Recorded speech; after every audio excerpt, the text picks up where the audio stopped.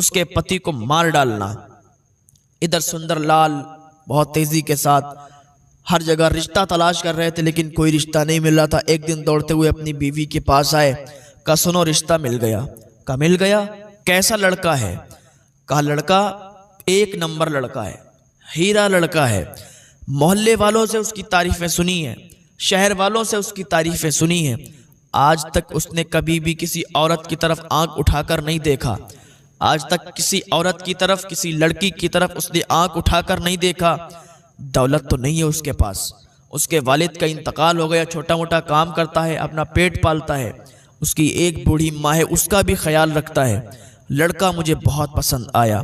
सुंदरलाल की बीवी ने कहा जब आपको पसंद आया तो हमें भी पसंद आ गया। हम लोगों को जब पसंद आया तो हमारी बेटी को भी पसंद आएगा, क्योंकि ये उसकी ही मर्जी के मुताबिक का लड़का है। कहा ठीक है, बात कर दी जाए, अब मंगनी पक्की कर दी जाए। कहा ठीक है। सुंदरलाल की बीवी ने, सुंदरलाल ने मंगनी की रस्म कर दी और बस तारीख फिक्स कर दी गई शादी की। और वो दिन भी आ गया कि जिस दिन शादी होने वाली थी। उधर से दूल्हा आया बारातियों के साथ। इधर इन लोगों ने पूरा इंतजाम उसका भी कर रखा था, अपना भी कर रखा था। सुंदरलाल ने उसका भी खर्चा अपने ही जिम्मे कर रखा था। धूमधाम से इनका मंडप तैयार हुआ। इनके धर्म के मुताबिक जिस तरीके से शादी होती है पूरा इन्होंने इंतज़ाम किया, मंडप का इंतज़ाम किया, पंडितों का इंतज़ाम किया और बस मंत्र पढ़े गए। इनकी शादी हो गई और शादी होने के बाद बस वो घड़ी भी आ गई थी जो रुखसती की घड़ी होती है।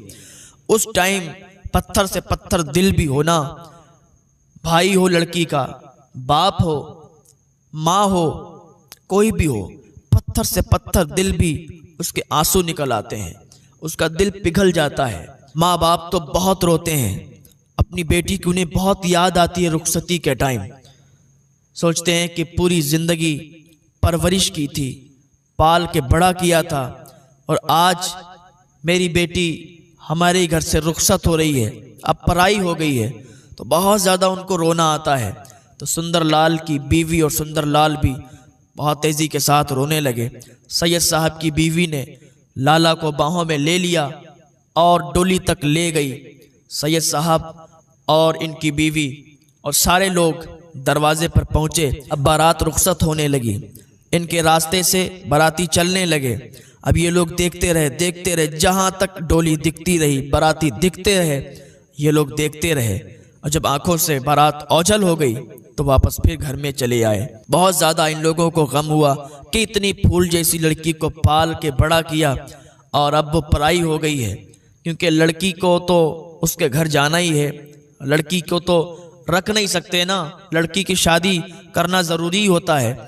तो बस इन्होंने अपनी रस्म को अदा कर दिया। अब बारात जंगल से रवाना हो रही थी। वो भयानक जंगल था, वो सुनसान जंगल था, रात का सन्नाटा था, क्योंकि यहाँ से जब बारात की रवानगी हुई थी तो शाम हो चुकी थी और जब जंगल में पहुँचे तो काफ़ी अंधेरा हो चुका था। इधर इस राजा के बेटे के गुंडे पूरे जंगल में फैले हुए थे कि जैसे इधर से डोली निकलेगी इधर ही काम तमाम कर देंगे और बीवी को उठा के, उस लड़की को उठा के और राजा के महल में ले जाएंगे, राजा के दरवाजे पर ले जाएंगे, जैसे कि उसकी माँ ने कहा था।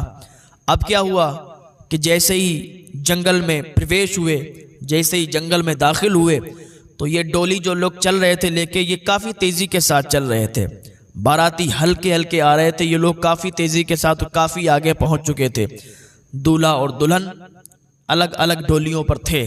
जैसे ही इन लोगों की डोली वो जंगल से निकली, राजा का बेटा वो शराब में धुत था, उसने अपने उन्हीं गुंडों से कहा कि डोली को उठा के फौरन इधर झाड़ियों में लाया जाए, एक तरफ लाया जाए, रास्ते में मत रखना। राजा के बेटे के जो गुंडे थे निकल निकल कर आ गए, हाथ में नंगी तलवारें थीं। जब इन लोगों ने ये देखा तो सहम गए, बिल्कुल सहम गए, डर गए। अब क्या था कि अब गुंडे फौरन वहां से उनकी डोली को उठाया और झाड़ियों में ले गए और रख दिया डोली को। अब ये लाला बड़ा डरी हुई थी कि अभी तक इसने घर का दरवाज़ा तक नहीं देखा था, दरवाजे के बाहर तक नहीं निकली थी और आज ये आके कहाँ फंस गई है। बहुत इसे रोना आ रहा था कि राजा के बेटे ने हुक्म दिया कि इस लड़के को कत्ल कर दिया जाए, जो उसका पति था, जिसके साथ उसकी शादी हुई थी, कि इस लड़के को फौरन कत्ल कर दो। कत्ल करने जा ही रहे थे कि लाला की चीख निकल गई। उधर राजा के बेटे के जो गुंडे थे उन्होंने लाला के पति को बाहर निकाला और निकाल के उसे कत्ल करना चाहते थे। इधर लाला डोली में बैठी हुई थी, राजा का बेटा आया और उसे हाथ लगाना ही चाहता था कि उसकी चीख निकली, या हुसैन, या हुसैन, या ताजदारे करबला, हमारी मदद के लिए आ जाइए।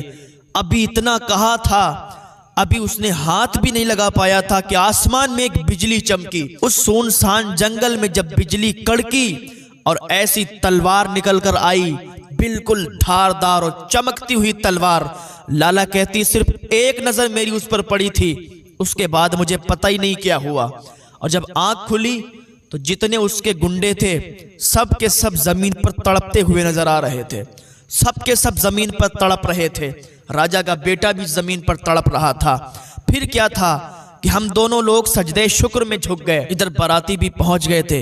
इतना बड़ा धमाका हुआ कि लोगों को मालूम चल गया कि क्या हुआ क्या हुआ। इधर बाराती पहुंचे, ये भी वहीं पहुंच गए जहां हम लोग थे, और खबर इधर भी पहुंच गई और राजा की तरफ भी पहुंच गई। उधर से भी काफी लोग आने लगे और इधर से भी सुंदरलाल और उसकी बीवी ने सुना तो लोग दौड़ते हुए आए। सैयद साहब की बीवी, सैयद साहब, सब लोग दौड़ते हुए आए। सुंदरलाल की बीवी तो काबू में नहीं थी कि काश मेरी बेटी को कुछ हुआ ना हो। दौड़ते हुए सब चले आ रहे थे। ये देखा कि जिंदा हैं तो बहुत खुशी हुई। और ये नीम बेहोश थे, ये बिल्कुल सहमे हुए थे, आधे बेहोश थे। जल्दी से इनको उठाया गया, डोलियों में बिठाया गया और इनको लाया गया घर पे, वापस लाए। थोड़ी देर के बाद इनका इलाज किया गया। इलाज करने के बाद थोड़ी देर के बाद होश में आ गए। सुंदरलाल की बीवी ने कहा, बेटी अब जल्दी से बता दो कि तुम लोगों के साथ हुआ क्या, जल्दी से बताओ, और इंतजार ना कराओ, बिल्कुल कलेजा मुंह को आ रहा है। तो सुंदरलाल की बेटी कहती है, माँ ऐसा हुआ था कि हम लोग जंगल के रास्ते से गुजर रहे थे कि कुछ डाकुओं ने, कुछ गुंडों ने हमला कर दिया। और जब उन्होंने हमला किया और वो मेरे पति को कत्ल करना चाहते थे और मुझे हाथ लगाना चाहते थे, जैसे ही वो मुझे हाथ लगा रहे थे मेरी चीख निकल गई, या ताजदारे करबला, या हुसैन मेरी मदद के लिए आ जाइए। माँ जैसे ही मैंने इतना कहा था तो एक बिजली चमकी और मैंने देखा था खुद। माँ एक चमकती हुई तलवार नजर आई, बहुत बड़ी तलवार थी। माँ उसके बाद मुझे कुछ पता नहीं कि क्या हुआ। माँ मेरी आंखें बंद हो गई थी और जब हमने आंखें खोली तो सब के सब तड़पते हुए नजर आ रहे थे।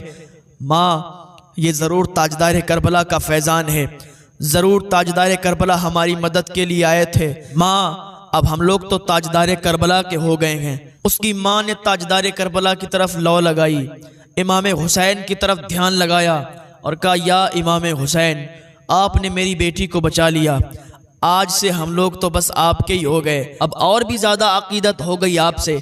आज हमें मालूम चल गया कि आप कल भी जिंदा थे, आज भी जिंदा हैं और क़यामत तक जिंदा रहेंगे।